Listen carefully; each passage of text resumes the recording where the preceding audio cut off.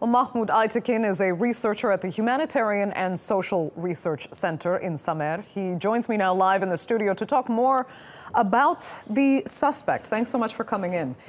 You know, when this attack happened, I was hearing a number of remarks about how this looked like such a professional hit, that it may not even be Daesh because the shooter was so tragically effective.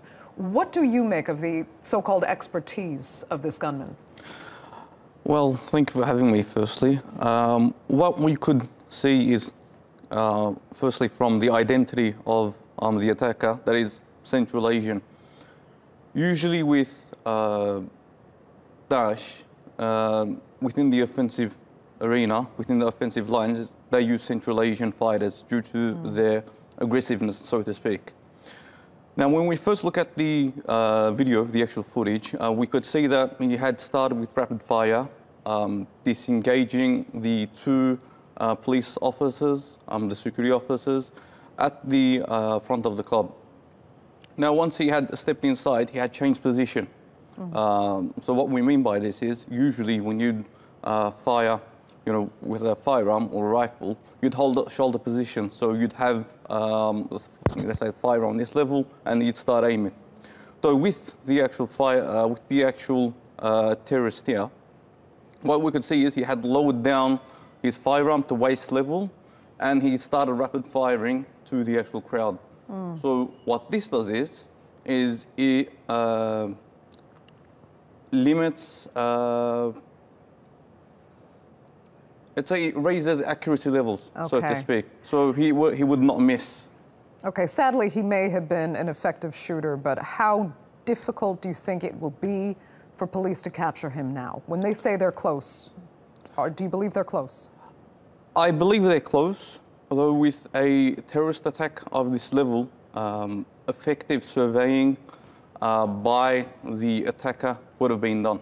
Usually, terrorist attacks consist of 6-7 steps, where you'd first find a target or targets, and then you'd narrow down your targets, you'd survey, and then you'd survey again, and then you'd plan your attack, and then you'd perform the attack, and then you'd go through the escape route. So I think he was very prepared, because it was said that he had stayed in the actual Reina nightclub for 12 minutes.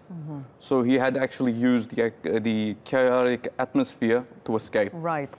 I want to go back to what you were alluding to about Central Asia in particular, and why that's such a ripe recruiting ground for groups like Daesh.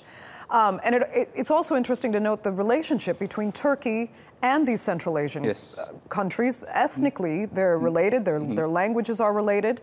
Why is it such a recruitment area for extremist groups?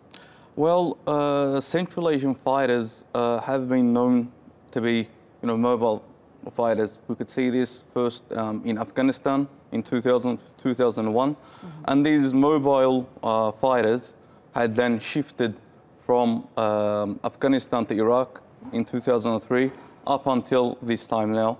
So Central Asian fighters are known for their fierce fighting skills. So with Daesh, for example, the former Ba'athist intelligence officers, former Ba'athist, security officers, so to speak, who had links to Saddam Hussein, who had worked for the Iraqi government prior to Saddam Hussein being brought down, are known as the masterminds behind, all the attacks. And Central Asian fighters, due to their expertise, are usually in the forefront. They're the brawn, yes, as one would say. Okay, Mahmut Aytekin, we're going to have to leave it there. Thanks so much for coming in and sharing your expertise. Thank you very much.